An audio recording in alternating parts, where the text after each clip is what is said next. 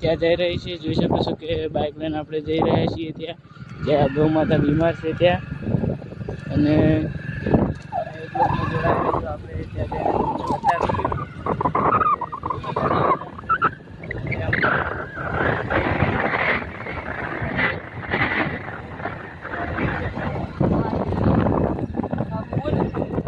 તો મિત્રો જો આપણે પહોંચી ગયા છીએ અને અહીંયા છે ગૌ માતા।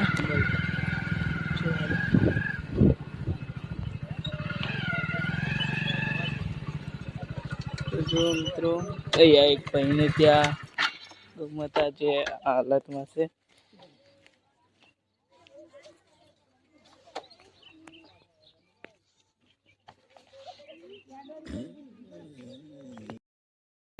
જય માતાજી મિત્રો। તો જોઈ શકો છો કે આપણે એમ્બ્યુલન્સ પણ હવે આવી ગઈ છે અને આ એમ્બ્યુલન્સથી આપણે જે ગૌ માતા અને પગ ભાગ્યો છે તે ટેટોડા મોકલવાના છે। તો એમ્બ્યુલન્સ દ્વારા મોકલીશું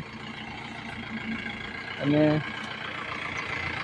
ગૌ માતા જે છે વિવારું છે। હમણાં 2 દિવસ થયા છે વિવાહ અને આજે એમને ફરતા ખાડામાં પગ પડતા આવી ગયું છે।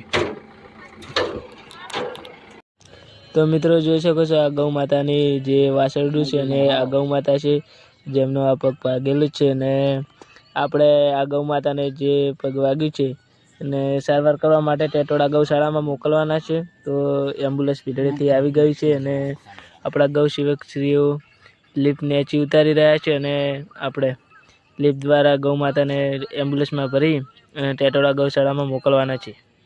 તો મિત્રો સપોર્ટ કરતા રહેજો। જો હવે ગૌ માતાને ગૌ સેવકો બેઠી કરી છે અને એ જે પગ રહ્યો ભાગ્યો છે તો એની સારવાર કરાવવા માટે આપણે આગળ મોકલવાના છે અને વાસળનું પણ સાથે મોકલવાનું જ છે।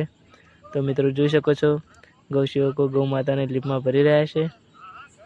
જો અને આ વાસળડું છે જે રેડલી છે તેને પણ આપણે સાથે આપી દેવાનું છે ટેટોડા ગૌશાળામાં। તો મિત્રો સપોર્ટ કરતા રહેજો। આપણું ગ્રુપ જય દ્વારકાધીશ ગૌ સેવા ગ્રુપ નેસડા ગૌ માતા માટે કેટલી બધી મહેનત કરી રહી છે। તો આ સાઈડ આપણે ભાઈશ્રીઓ લિફ્ટ ઉપર ચડાવી રહ્યા છે હેન્ડલ મારીને। તો જો મિત્રો બધા સપોર્ટ કરજો અને આપણે